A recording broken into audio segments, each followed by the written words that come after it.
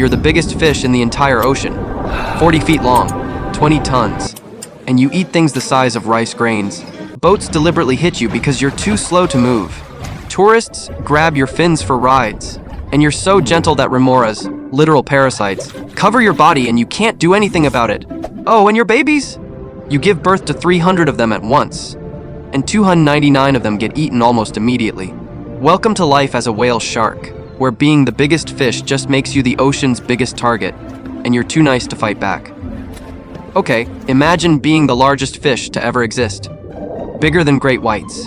Bigger than any other shark. Bigger than most whales. You'd think that makes you powerful, right? Intimidating. Safe. Nope. You're so slow that boats hit you constantly, and you can't get out of the way. You're so gentle that smaller fish literally live on your body, eating your skin, and you just let them. Your mouth is 5 feet wide, but you can only eat the tiniest food in the ocean. And humans, they love you, which is actually a huge problem because they won't leave you alone. Being the biggest fish doesn't mean you're the toughest. It means you're the biggest, slowest, most exploited target in the ocean. Let me explain why being a gentle giant means everyone takes advantage of you and there's nothing you can do about it. Let's start with your mouth, because it's hilariously inefficient. Your mouth is enormous, about 5 feet wide when fully open. That's wide enough to swallow a human whole if you wanted to, but you can't. You're a filter feeder. Your throat is only about 4 inches wide, roughly the size of a grapefruit. So you've got this massive mouth that can't actually swallow anything big. Here's how you eat. You swim through the ocean with your giant mouth wide open.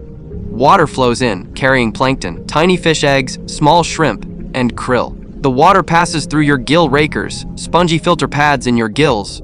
These filters catch anything bigger than 2 to 3 millimeters. Then you swallow that tiny amount of food. Then you repeat thousands of times, all day. Every day. You're basically a living vacuum cleaner that only picks up crumbs. And here's the problem, you need to eat massive amounts to survive. You weigh 20 plus tons.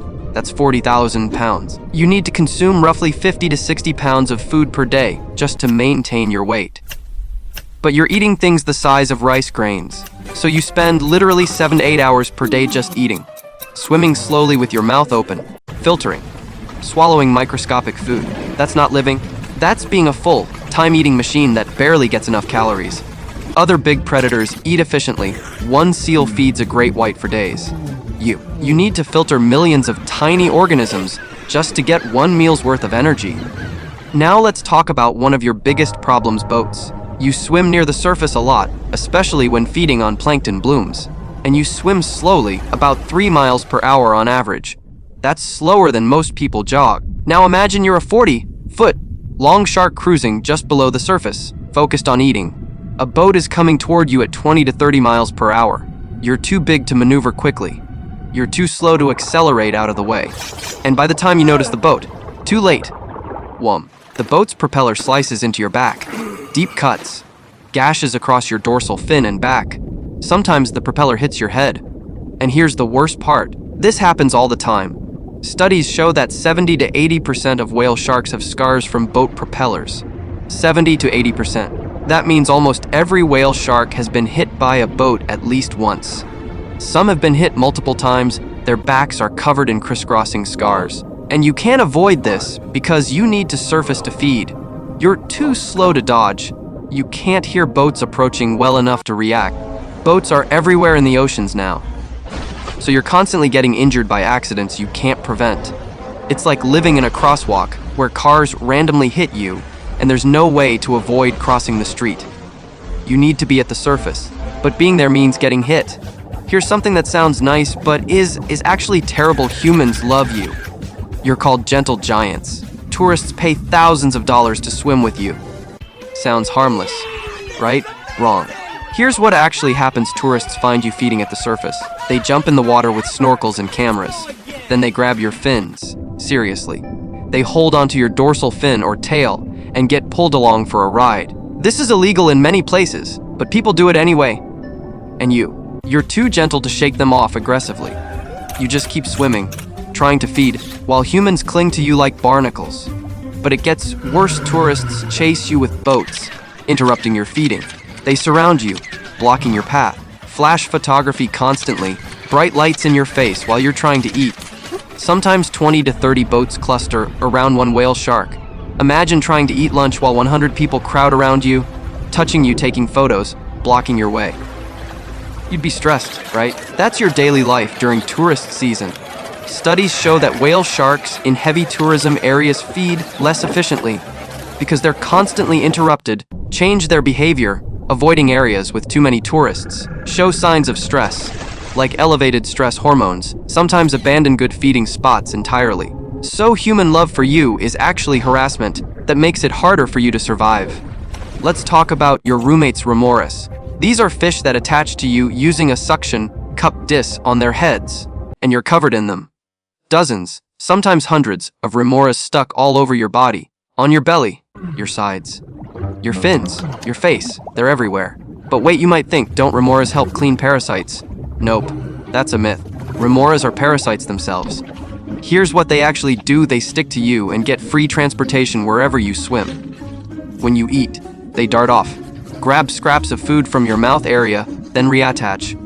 They're stealing your food while you're trying to eat. Some remoras actively feed on your skin, scraping off mucus and skin cells. And you can't get rid of them. You're too big and slow to rub them off effectively. You can't bite them off. Your mouth only works for filter feeding, so you're just stuck with dozens of hitchhikers slowing you down because they create drag, stealing your food, irritating your skin, possibly spreading parasites between whale sharks.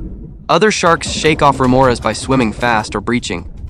You're too slow and gentle, so you live your entire life covered in freeloaders you can't remove. It's like having 50 mosquitoes permanently attached to your body, and you can't swat them off. Now let's talk about reproduction, because it's heartbreaking. You're oviviparous, eggs develop inside you, hatch internally, and you give birth to live babies. And you give birth to around 300 babies at once. 300. That's one of the largest litters in the shark world.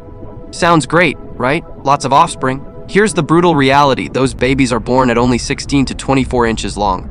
That's tiny compared to your 40-foot adult size. They're born in the open ocean with zero parental care.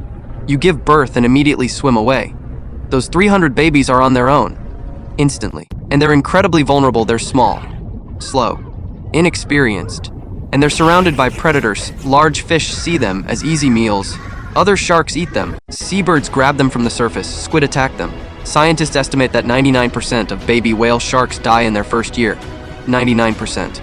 Out of 300 babies, maybe 2 to 3 survive to adulthood. You go through pregnancy, possibly 12 to 18 months. Though scientists aren't sure, give birth to 300 babies, and watch 297 to 298 of them get eaten almost immediately. All that energy, all that time, and nearly all of your offspring die, and you can't protect them. You don't even try, you just swim away after birth.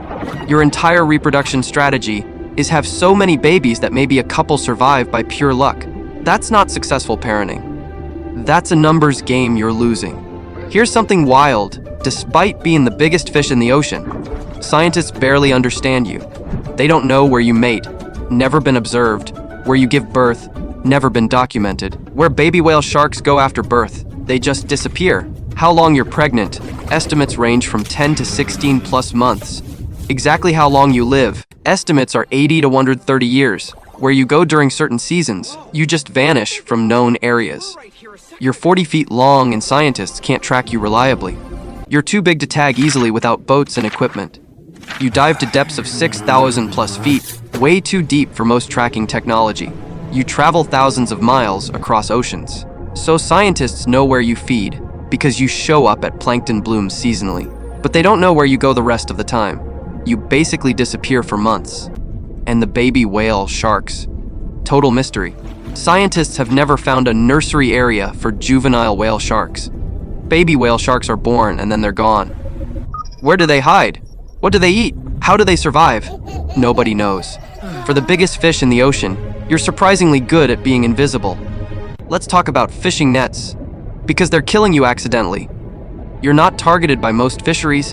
Whale shark meat isn't valuable in most places, but you get caught in nets meant for other fish. Why? Because you feed where other fish feed, at plankton blooms. These areas attract tons of fish, so commercial fishing boats set up huge nets, and you swim right into them. You're focused on eating. Your eyes aren't great. You don't detect nets well. Boom. You're tangled in a massive fishing net. Now you're stuck. You can't swim backward because sharks can't reverse.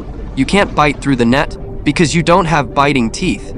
You can't break free because you're not strong enough. So you either drown because you can't swim forward to push water through your gills, or get hauled up onto a boat, where you die from being out of water. Some fishing operations try to release whale sharks when they're accidentally caught, but often you're already too stressed or injured. You die anyway, and this happens constantly in areas with heavy fishing. Hundreds, possibly thousands, of whale sharks die this way every year. You're being killed accidentally while just trying to eat. Now let's talk about something even worse in some countries. You are hunted on purpose. Despite being endangered, some fisheries specifically target whale sharks. Why? Your fins are valuable for shark fin soup. Your meat is eaten in some Asian markets. Your oil is used in some traditional medicines. Countries like China, India, and parts of Southeast Asia have historically hunted whale sharks. And here's the problem. You're easy to hunt. You're slow. You swim at the surface. You're not aggressive. Fishermen can literally just harpoon you because you don't swim away fast enough. You're the easiest big shark to kill because you don't fight back. One whale shark provides massive amounts of meat and fins. You're worth thousands of dollars to fishermen. So despite being protected in many countries, illegal hunting still happens. Poachers target you because you're profitable, you're easy to catch, you can't defend yourself. Enforcement is weak in remote ocean areas. You're being hunted to extinction in some regions. And you can't do anything about it because you're literally too gentle and slow to escape. Let's talk about pollution, because it's poisoning you slowly. You're a filter feeder, which means you don't choose what goes into your mouth. You swim with your mouth open and filter everything plankton. Good. Fish eggs. Good. Microplastics, very bad. Industrial chemicals, very bad. Heavy metals, very bad.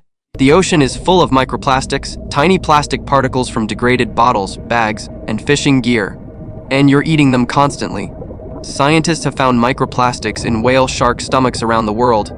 You can't digest plastic. It just sits in your stomach, making you feel full when you're actually starving. And it gets worse, those plastics contain toxic chemicals. These chemicals accumulate in your body over decades. You might live 80 to 130 years, which means decades of accumulating mercury, PCBs, pesticides, industrial pollutants.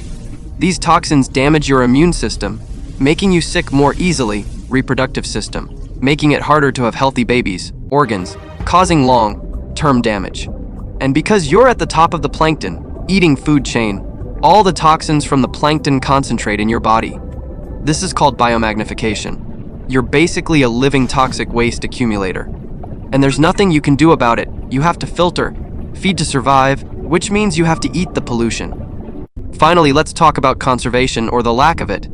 You're listed as endangered by the IUCN, the International Union for Conservation of Nature.